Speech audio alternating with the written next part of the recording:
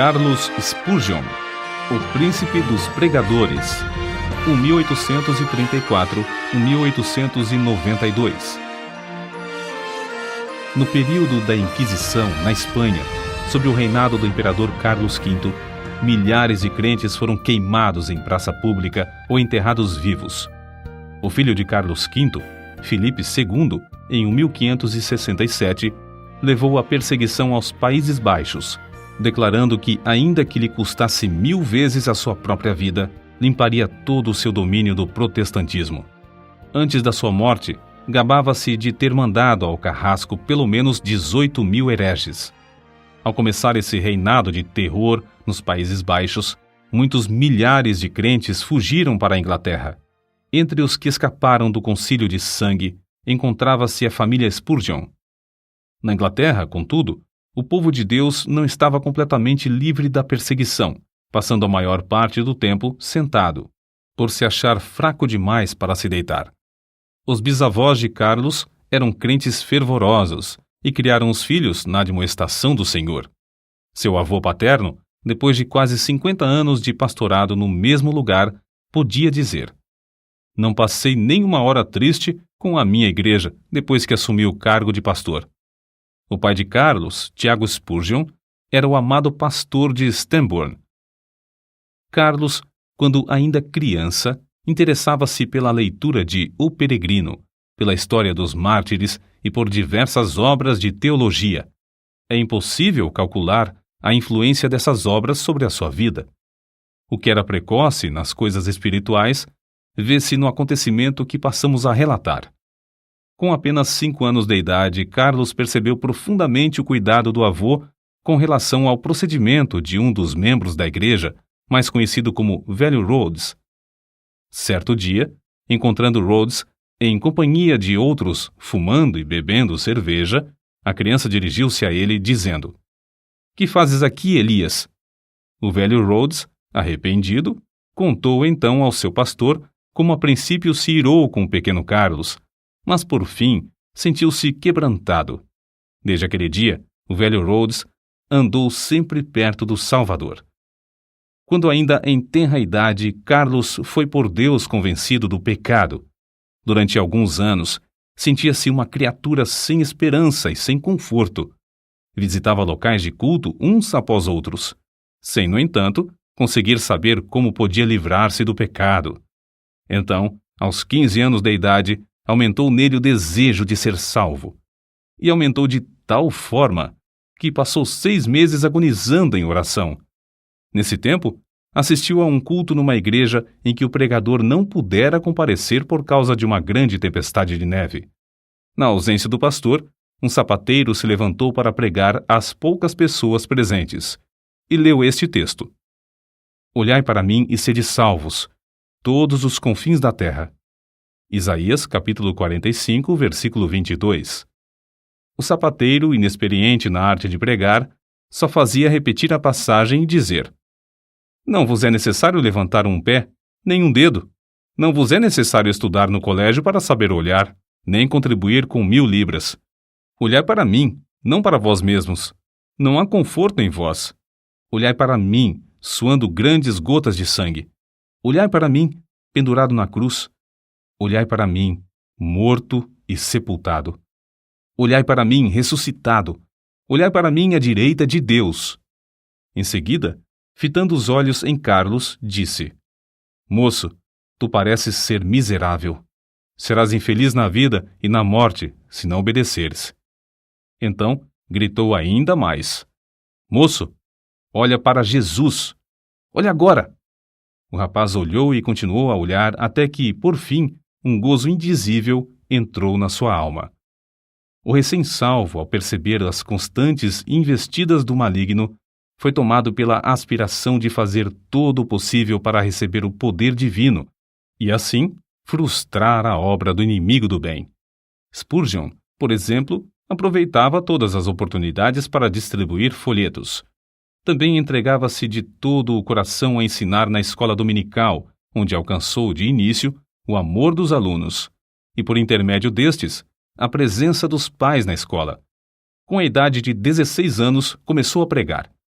Acerca desse fato, declarou: "Quantas vezes me foi concedido o privilégio de pregar na cozinha da casa de um agricultor ou num celeiro? Alguns meses depois de pregar seu primeiro sermão, foi chamado a pastorear a igreja em Waterbeach. Ao fim de 2 anos, essa igreja de 40 membros passou a ter 100. Como o jovem pregador tinha o desejo de aperfeiçoar-se, o diretor de uma escola superior, de visita à cidade na ocasião, marcou 1 hora para tratar com ele acerca desse assunto. A criada que recebeu Carlos, porém, descuidou-se e acabou não chamando o professor, que saiu sem saber o que o moço esperava. Mais tarde, já na rua, Carlos, um tanto triste, ouviu uma voz dizer-lhe: "Buscas grandes coisas para ti? Não as busques." Foi então, ali mesmo, que abandonou a ideia de estudar naquele colégio, convencido de que Deus o dirigia para outras coisas. Não se deve concluir, contudo, que Carlos Spurgeon tenha desistido de se educar. Depois disso, ele aproveitou todos os momentos livres para estudar. Disse que alcançou fama de ser um dos homens mais instruídos de seu tempo. Spurgeon havia ministrado em Waterbeach apenas durante 2 anos, quando foi chamado a pregar na Park Street Chapel, em Londres. O local era inconveniente para os cultos e o templo, que tinha assentos para 1.200 pessoas, era demasiado grande para a plateia. No entanto, havia ali um grupo de fiéis que nunca cessou de rogar a Deus por um glorioso avivamento. Esse fato é assim registrado nas palavras do próprio Spurgeon. No início, eu pregava somente a um punhado de ouvintes. Contudo, não me esqueço da insistência das suas orações. Às vezes, parecia que rogavam até verem realmente a presença do anjo do concerto, Cristo, querendo abençoá-los. Mais de uma vez nos admiramos com a solenidade das orações até alcançarmos quietude, enquanto o poder do Senhor nos sobrevinha. Assim desceu a bênção. A casa se encheu de ouvintes e foram salvas dezenas de almas. Sob o ministério desse moço de 19 anos, a concorrência aumentou em poucos meses a ponto de o prédio não mais comportar as multidões. Centenas de ouvintes permaneciam na rua para aproveitar as migalhas que caíam do banquete que havia dentro da casa. Ficou resolvido que a Park Street Chapel seria reformada. Durante o tempo da obra, os cultos eram realizados em Exeter Hall, prédio com assentos para 4.500 pessoas. Ali, em menos de 2 meses, a assistência era tão numerosa que as ruas, durante os cultos, se tornavam intransitáveis. Quando voltaram para a Chapel, o problema, em vez de ter sido resolvido, ficou maior. 3.000 pessoas ocupavam o espaço preparado para 1.500. O dinheiro gasto, que alcançou uma elevada soma, fora desperdiçado. Tornou-se necessário voltar para o Exeter Hall, mas nem esse auditório comportava mais o público presente. A igreja, então, tomou uma atitude espetacular. Alugou o Surrey Music Hall, o prédio mais amplo, imponente e magnífico de Londres, construído para diversões públicas. As notícias de que os cultos haviam passado do Exeter Hall para o Surrey Music Hall eletrificaram toda a cidade de Londres. O culto inaugural foi anunciado para a noite de 19 de outubro de 1856. Na tarde do dia marcado, milhares de pessoas para lá se dirigiram para achar assento. Quando por fim o culto começou, o prédio no qual cabiam 12.000 pessoas estava superlotado e havia mais 10.000 fora que não puderam entrar. No primeiro culto no Surrey Music Hall, notaram-se vestígios da perseguição que Spurgeon teria de encarar. Após a leitura das Escrituras, os inimigos da obra de Deus se levantaram, gritando: "Fogo! Fogo!"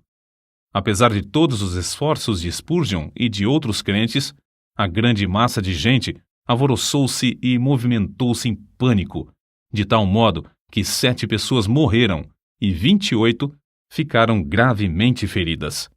Depois que tudo serenou, acharam-se espalhados em toda a parte do prédio roupas de homens e senhoras, chapéus, mangas de vestidos, sapatos, pernas de calças, mangas e paletós, chales, etc. Objetos esses que as milhares de pessoas aflitas deixaram, na luta para escapar do prédio. Spurgeon comportou-se com a maior calma durante todo o tempo da indescritível catástrofe, mas depois passou dias prostrado, sofrendo em consequência do tremendo choque. As notícias sobre as trágicas ocorrências durante o primeiro culto no Surrey Music Hall concorreram para aumentar o interesse pelos cultos, em vez de prejudicarem a obra. De um dia para outro, Spurgeon, o herói do sul de Londres, tornou-se um vulto de projeção mundial. Aceitou convites para pregar em cidades da Inglaterra, Escócia, Irlanda, Gales, Holanda e França. Pregava ao ar livre e nos maiores edifícios, em média 8 a 12 vezes por semana. Nesse tempo, quando ainda moço, revelou como conseguia entender nas Escrituras os textos difíceis, isto é, simplesmente pedia a Deus: "Ó Senhor, mostra-me o sentido deste trecho." E acrescentou: "É maravilhoso como o texto, duro como a pederneira, emite faíscas quando batido com o aço da oração." Quando mais velho, disse: "Orar acerca das Escrituras é como pisar uvas no lagar, trilhar trigo na eira ou extrair ouro do minério." Acerca da vida familiar, Susana, a esposa de Spurgeon, assim escreveu: "Fazíamos culto doméstico, quer hospedados em um rancho nas serras, quer num suntuoso quarto de hotel na cidade. E a bendita presença de Cristo, que muitos crentes dizem impossível alcançar, era para ele a atmosfera natural. Ele vivia e respirava nele. Antes de iniciar a construção do famoso templo em Londres, o Metropolitan Tabernacle, Spurgeon e alguns dos membros de sua igreja ajoelharam-se no terreno, entre as pilhas de materiais, e rogaram a Deus que não permitisse que trabalhador algum morresse ou ficasse ferido durante as obras. Deus respondeu maravilhosamente, não deixando acontecer qualquer acidente durante o tempo da construção do imponente edifício, que media 80 metros de comprimento, 28 de largura e 20 de altura. A igreja começou a edificar o tabernáculo com o alvo de liquidar todas as dívidas contraídas com a aquisição de materiais e pagar toda a mão de obra antes de findar a construção. Como de costume, pediram a Deus que os ajudasse a realizar esse desejo, e tudo foi pago antes do dia da inauguração. O Metropolitan Tabernacle foi acabado em março de 1861. Durante os 31 anos que se seguiram, uma média de 5.000 pessoas se congregava ali todos os domingos, pela manhã e à noite. De 3 em 3 meses, Spurgeon pedia aos que já haviam feito parte da assistência que se ausentassem. Eles o atendiam, mas mesmo assim, o tabernáculo era superlotado por outras pessoas das massas ainda não alcançadas pela mensagem. Durante certo período, pregou 300 vezes em 12 meses. O maior auditório do qual pregou foi no Crystal Palace, em Londres, em 7 de outubro de 1857. Havia exatamente 23.654 pessoas no auditório. Spurgeon esforçou-se tanto nessa ocasião e o cansaço foi tal que, após o sermão da noite de quarta-feira, dormiu até a manhã de sexta-feira. Todavia, não se deve julgar que era somente no púlpito que a sua alma ardia pela salvação dos perdidos. Também se ocupava grandemente no evangelismo individual. Nesse sentido, citamos aqui o que certo crente disse a respeito dele. Tenho visto auditórios de 6.500 pessoas inteiramente levadas pelo fervor de Spurgeon, mas ao lado de uma criança moribunda que ele levava a Cristo, achei-o mais sublime do que quando dominava o interesse da multidão. Parece impossível que tal pregador tivesse tempo para escrever. Entretanto, os livros da sua autoria constituem uma biblioteca de 135 tomos. Até hoje, não há obra mais rica de joias espirituais do que A Tesouraria de Davi, 7 volumes sobre os Salmos, escritos por Spurgeon. Ele publicou tão grande número de sermões que, mesmo lendo um por dia, nem em 10 anos o leitor os poderia ler todos. Muitos foram traduzidos em várias línguas e publicados nos jornais do mundo inteiro. Ele mesmo escrevia grande parte da matéria para seu jornal, A Espada e a Colher. Título este inspirado na história da construção dos muros de Jerusalém no tempo angustioso de Neemias. Além de pregar constantemente a grandes auditórios e de escrever tantos livros, esforçou-se em vários outros ramos de atividades. Inspirado pelo exemplo de George Mueller, fundou e dirigiu o orfanato de Stockwell. Pediam a Deus e recebiam o necessário para levantar prédio após prédio e alimentar centenas de crianças desamparadas. Reconhecendo a necessidade de instruir os jovens chamados por Deus a proclamar o Evangelho e, assim, alcançar muito maior número de perdidos, fundou e dirigiu o Colégio dos Pastores. Esse trabalho foi marcado pela mesma fé em Deus demonstrada na obra de cuidar dos órfãos. Impressionado com a vasta circulação de literatura viciosa, formou uma junta de vendagem de livros evangélicos. Dezenas de vendedores foram sustentados e milhares de discursos feitos, além de muitas toneladas de escrituras e outros livros terem sido vendidos de casa em casa. Acerca de tão estupendo êxito na vida de Spurgeon, convém notar o seguinte: nenhum dos seus antepassados alcançou fama. Sua voz podia pregar às maiores multidões, mas outros pregadores sem fama gozavam também da mesma voz. O príncipe dos pregadores era, antes de tudo, o príncipe de joelhos. Como Saulo de Tarso, também entrou no reino de Deus agonizando de joelhos. No caso de Spurgeon, essa angústia durou 6 meses. Depois, assim aconteceu com Saulo. A oração fervorosa virou um hábito na sua vida. Aqueles que assistiam aos cultos no grande Metropolitan Tabernacle diziam que as orações eram a parte mais sublime dos cultos. Quando alguém perguntava a Spurgeon a explicação do poder na sua pregação, o príncipe de joelhos apontava para a loja que ficava sob o salão do Metropolitan Tabernacle e dizia: na sala que está embaixo, há 300 crentes que sabem orar. Todas as vezes que prego, eles se reúnem ali para sustentar minhas mãos, orando e suplicando ininterruptamente. Na sala que está sob os nossos pés é que se encontra a explicação do ministério dessas bênçãos. Spurgeon costumava dirigir-se aos alunos no colégio dos pastores desta forma: permanecei na presença de Deus. Se o vosso fervor esfriar, não podereis orar bem no púlpito. Pior com a família, e ainda pior nos estudos, sozinhos. Se a alma se tornar magra, os ouvintes, sem saberem como ou porquê, acharão que vossas orações públicas têm pouco sabor. Ainda sobre a oração, sua esposa deu este testemunho: ele dava muita importância à meia hora de oração que passava com Deus antes de começar o culto. Certo crente também escreveu a esse respeito: sente-se durante a sua oração pública que ele é um homem de bastante força para levar nas mãos ungidas as orações de uma multidão. Isto é a ideia mais grandiosa de sacerdote entre Deus e os homens. Convicto do grande poder da oração, Spurgeon designou o mês de fevereiro de cada ano no grande tabernáculo para realizar a convenção anual e fazer súplicas por um avivamento na obra de Deus. Nessas ocasiões, passavam dias inteiros em jejum e oração que se tornava mais e mais fervorosa. Não só sentiam a gloriosa presença do Espírito Santo nesses cultos, mas era-lhes aumentado o poder com frutos abundantes. Na sua autobiografia consta que, desde o começo do seu ministério em Londres, pessoas gravemente enfermas foram curadas em resposta às suas orações.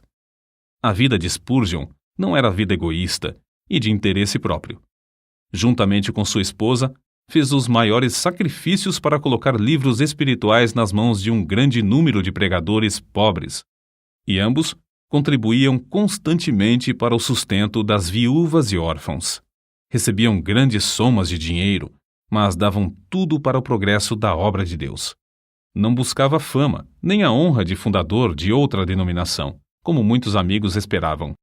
A sua pregação nunca foi feita para sua própria glória, porém, tinha como alvo levar os ouvintes a Deus através da mensagem da cruz. Considerava seus sermões como se fossem setas e dava todo o seu coração empregava toda a sua força espiritual em produzir cada um deles. Pregava confiando no poder do Espírito Santo, empregando o que Deus lhe concedera para, abre aspas, matar, fecha aspas, o maior número de ouvintes. Charles Haddon Spurgeon recebia o fogo do céu estudando a Bíblia, horas a fio, em comunhão com Deus.